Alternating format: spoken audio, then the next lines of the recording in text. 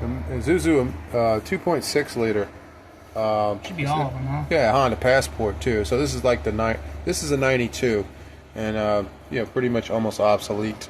Trooper Rodeo. Amigo. Trooper Rodeo, Amigo, Passport, pickup truck, pup. On the 2.6 liter, there is kind of a trade secret. Haynes won't tell you where it is. It might be out there somewhere on the internet, but you don't know if you can trust that or not. But here we are changing this ignition module. This is the thing that leaves you stranded immediately, meaning you're driving one day, check engine light pops on, like today for this Amigo that happened to us. And it happened 33 years into owning it. Having the truck is 33 years old. So it happened. This is the original one.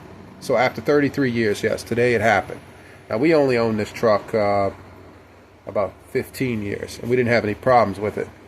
But yeah, here's what it looks like. Boom. Little bracket, aluminum bracket. It's bolted on. You can unbolt it. You can unscrew it from the bracket. And yeah, it's just a little box with fins on it, and that is the ignition module. And guess where that's located? Underneath the intake, and you can get to it from here on the passenger side of the vehicle. Almost against the block. It's against the engine block, and you can barely see it out of the corner of your eye with just the corner showing. We'll show you what that looks like once we get this put. This is a used one that I saved 15 years ago off of a donor truck, and we're going to put this on there, and I guarantee it's going to be the problem why left us stranded on the side of the road today. Why that happened. Yeah, this thing just decides one day it's time to go. It's time to go. And you might get it to putt a little bit more, a few more feet, and then after that it cuts out and it's done. It's gone. And so, yeah, trade secret on that side under the intake. It'll leave you searching for years trying to figure out where it is, doubting whether or not you actually have one, thinking it's inside the distributor like Ford and other vehicles of this time period. But yeah, it is separate, and it is in a horrible location, bolted next to the engine block under the intake, actually like this. So you got to reach behind it and get to the bolts, which are 10mm bolts underneath it right there.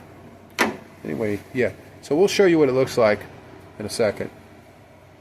So it took two of us, one of us to navigate the other, one from underneath the truck. So you can see guy's hands underneath the truck right there. He's unplugged it. He just removed it. It's right here under the intake. And the wiring harness, if you follow the wiring harness, there's the distributor. If you follow the wiring harness from the coil pack, from the coil on top of the valve cover, all the way down in between the valve cover and the intake here. If you follow that down in between there, you will eventually run into the harness that plugs into it. And let's see, let me grab it from you. If I can get it out of here. Oh, look at it. It's leaking. It's leaking? Yeah, it's leaking some substance. Yeah, it's leaking. It's sticky, isn't it? I felt that stickiness. Look, it's leaking. Anyway, it obviously, something went wrong. Probably a little wax inside. Uh-oh, like a capacitor? Well, they have a wax inside that protects all this. And heat got to it, and over the time, and, it decided to fry. Let's see the other one. Yeah, that one's got a little wax on it, but it's not leaking like the other one. Yeah. You can tell I took that off the donor truck. I just cut it.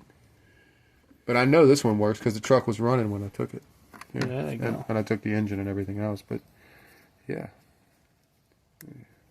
So if you want to know how to get it undone, you got to do some weird crap to undo it. Watch out, you're holding the plug. This plug goes in. This plug goes inside the plug that's on the wiring harness. Yeah. So hold that right there. Okay. Now I'm going to press right here on the back side and pull. Alright, so that's disconnected.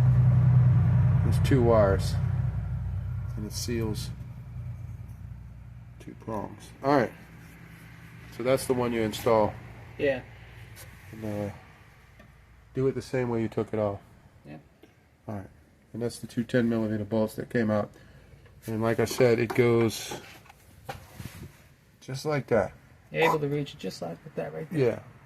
You're able to use a 10mm on a ratchet like that from top here. So, yeah, you're welcome if you need this one day.